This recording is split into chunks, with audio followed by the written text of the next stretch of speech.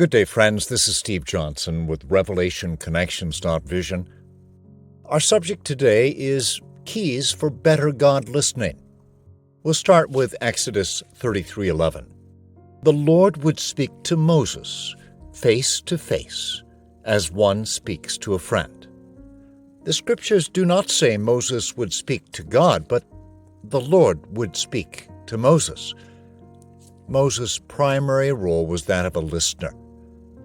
If listening between friends makes them closer, surely the same can be said with even more satisfaction for our relationship with God. Do you want to become a better listener for God? Then become a better listener for people. I'm thinking of a gentleman I know whom you might find likable. He's rather jolly and has wonderful stories to tell. You might call him a good talker. He is well practiced. He is a fine talker, but a poor listener. After a dozen little conversations, I don't recall him ever stopping to ask, "How are you? What are you up to? Or what do you think or feel about that?" I'm not offended that he's not interested in getting to know me. I love the man. His stories teach me interesting things and often make me smile. But it is unlikely this man will become a best friend. I suspect part of the reason he talks so much is that he feels lonely, and perhaps he would like to feel more important. Would you like to be a more sought-out and trusted friend?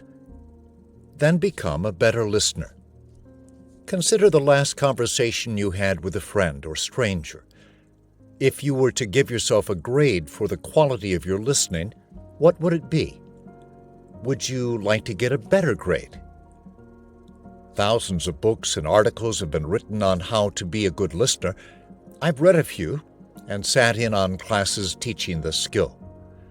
I thought I was a pretty good listener, but I'm realizing I'm only scratching the surface. There are greater depths and heights to achieve.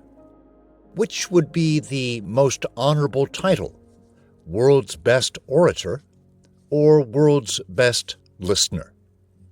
Perhaps we don't need titles, but still, I would like to rise to my full listening potential. Wouldn't you? There is a shortage of listeners. If you become a good listener, you join an elite class.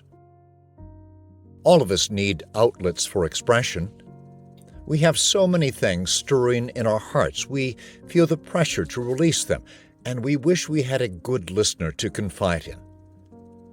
We have things within us pushing to get out, but sometimes need midwives of conversation to bring forth newborn thoughts and feelings.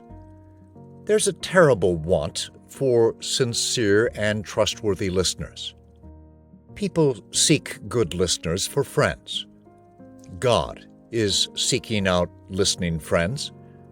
We are told the secret of the Lord is with those who fear Him. He is looking for trustworthy confidants. How many times in Scripture do we read, "Listen"? Children need to be told, "Listen." Attentive friends don't need to be told.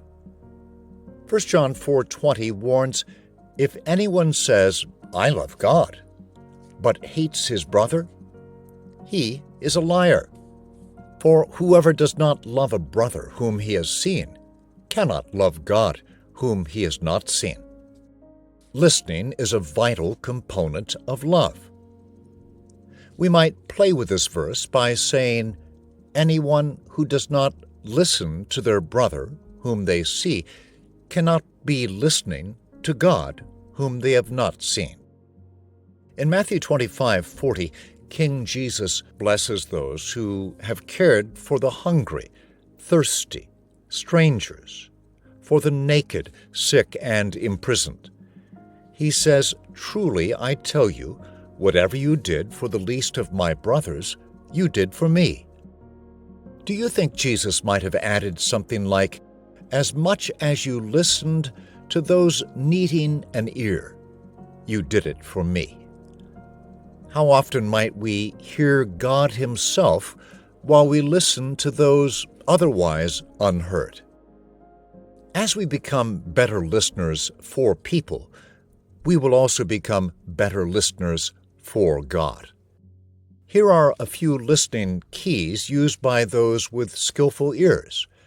They benefit our human relations and are thoroughly applicable with God.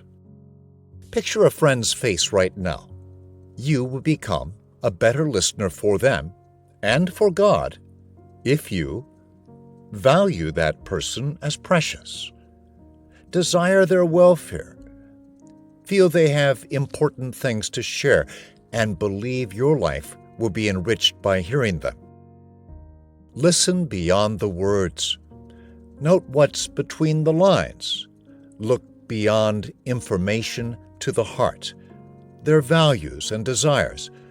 Listen with your heart as well as your mind. Consider what feelings may go with their words. Acknowledge the things they share.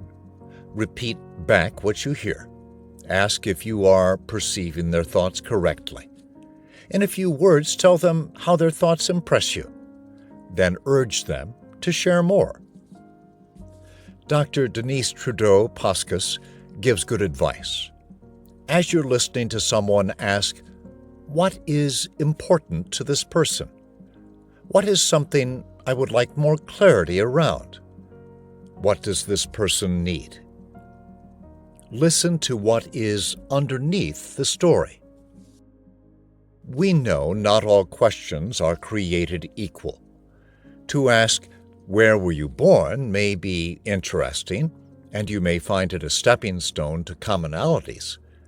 To ask, why were you born, is to go quite a lot deeper, for you broach the question of life's purpose. Why questions typically go deeper than who, what, where, when, how questions.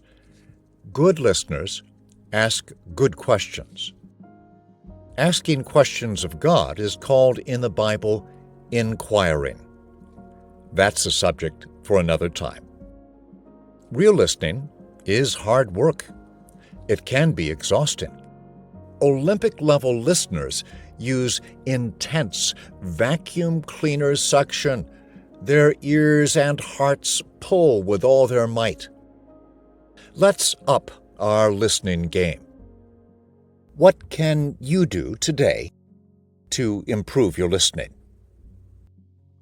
Would you agree with me in this prayer? Dear God, thank you that you have ears for me. You lovingly hear my every heartbeat. I want to grow as a listener. I realize I miss things you try to tell me. There are times when I don't pay attention.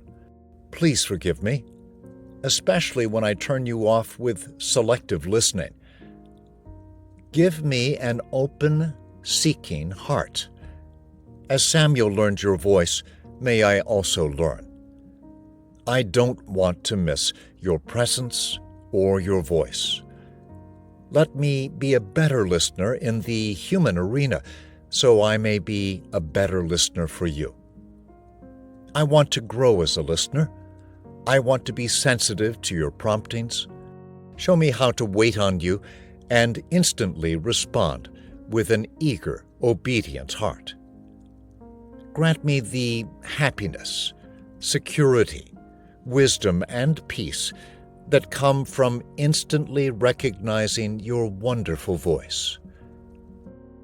Friends, thanks for joining us. This is Steve Johnson with another Learning to Hear God's Voice teaching from RevelationConnections.Vision. Subscribe. Share what God has been speaking to you with a worldwide audience. Learn also what God is saying to your brothers and sisters around the globe.